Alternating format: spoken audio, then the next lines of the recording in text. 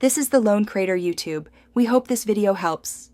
In this video, I will explain how to make chili verde in a crock pot. First, gather your ingredients, focusing on fresh tomatillos and a good cut of pork. We'll start by preparing the aromatics and roasting the tomatillos and peppers to bring out their natural sweetness and a smoky depth. This initial step is crucial for building the rich, authentic flavor profile of your chili verde. Get ready for a delicious, easy meal.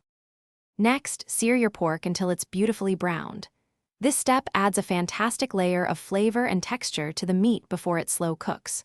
While the pork is searing, blend your roasted tomatillos and peppers with fresh cilantro to create that vibrant, tangy verde sauce. Then, simply combine the seared pork, the homemade sauce, and chicken broth in your slow cooker. It's almost ready to do its magic. Now, let your crock pot do the work.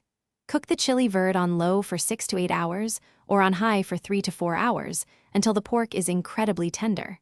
Once cooked, remove the pork and easily shred it with 2 forks right in the pot. Stir the shredded pork back into the rich sauce and add a generous 1/4 cup of fresh cilantro for a burst of brightness. Your chili verde is almost perfect. Finally, it's time to enjoy your homemade chili verde. Serve it warm with soft tortillas or a bed of fluffy rice. Don't forget to add your favorite toppings like a dollop of sour cream, fresh avocado slices, or some crumbled cottage cheese for extra flavor. This dish is perfect for family dinners or feeding a crowd. Also, if your car needs a refresh, check the description for a link to Little Tree's black ice and other great deals. Thanks for watching. Thanks for watching. Consider subscribing if we helped you.